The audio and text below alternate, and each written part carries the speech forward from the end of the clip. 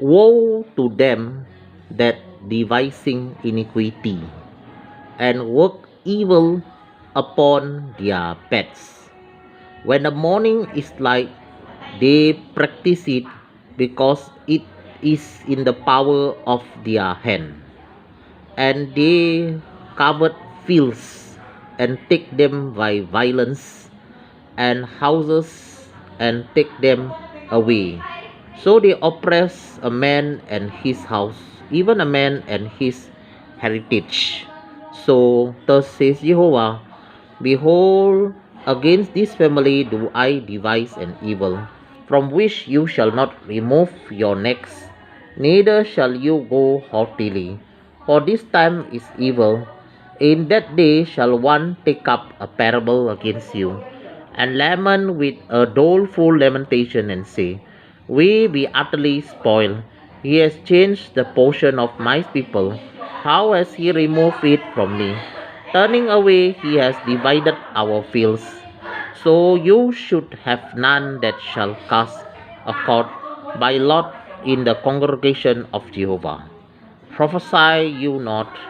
Say to them that prophesying, they shall not prophesy to them that they shall not take a shame. O you that are named the house of Jacob, is the spirit of Jehovah straightened? This his doing. Do not my words do good to him that walking uprightly? Even of late my people is risen up as an enemy. You pull off the robe with the garment from them that pass by, free from anxiety, as men uh, as men averse from war. The women of my people have you cast out from their pleasant houses. From their children have you taken away my glory forever. Arise you and depart, for this is not your rest. Because it is polluted, it shall destroy you, even with a sore destruction. If a man walking in the spirit and falsehood do lie, saying, I will prophesy to you of wine and of strong drink, he shall even be the prophet of these people.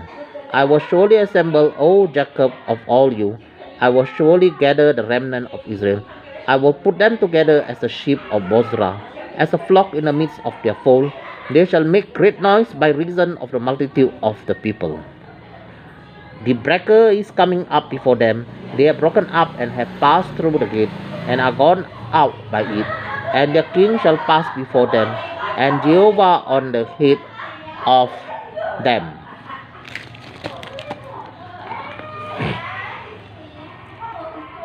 Hai unapar जो बिछोनों पर पारे हुए बुराइयों की कल्पना करते और दुष्ट कर्म की इच्छा करते हैं, और बलवंत होने के कारण बोर को दिन निकालते ही वे उसको पूरा करते हैं। वे खेतों का लालच करके उन्हें छीन लेते हैं, और घरों का लालच करके उन्हें भी ले लेते हैं, और उसके घराने समेत पुरुष पर और उसके निष्पाप समेत किसी पुरुष पर अंधेर और अत्याचार करते हैं।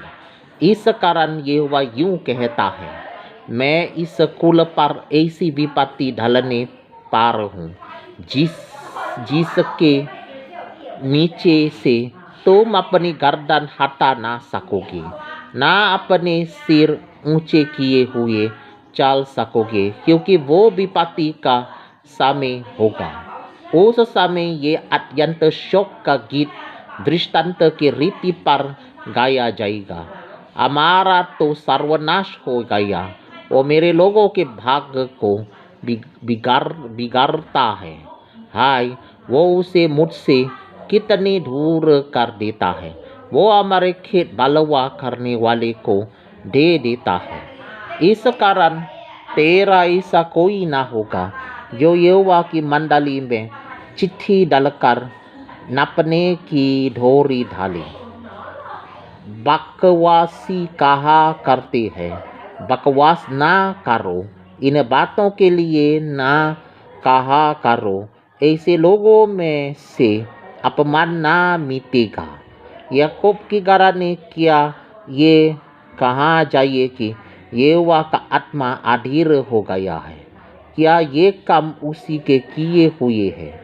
क्या मेरे वचनों से उसका भला नहीं होता जो सीधाई से चलता है? परंतु काल ही बात है कि मेरी प्रजा शत्रु बनकर मेरे विरुद्ध उठी है।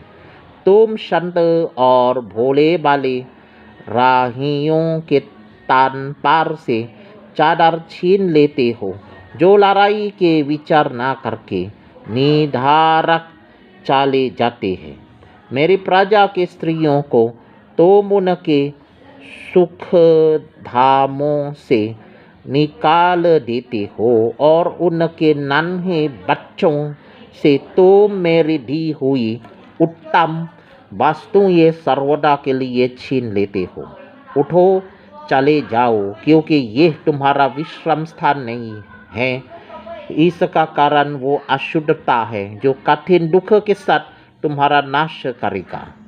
यदि दुख के साथ तुम्हारा नाश करेगी, यदि कोई झूठी आत्मा में चलता हुआ झूठी और व्यर्थ बातें कहे और कहे कि मैं तुम्हें नित्य डकमाडू और मदिरा के लिए प्रचार सुनाता रहूँगा, तो वो ही इन लोगों का भविष्यद्वक्ता ठहरेगा।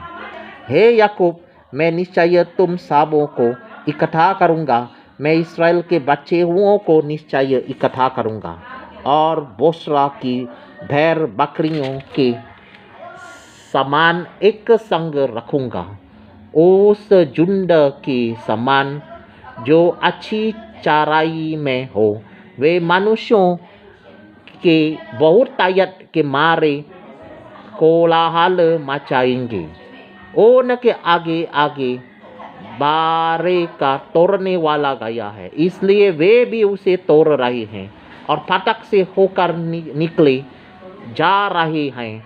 उनका राजा उनके आगे आगे गया, अर्थात यहोवा उनका सरदार और अगुआ है।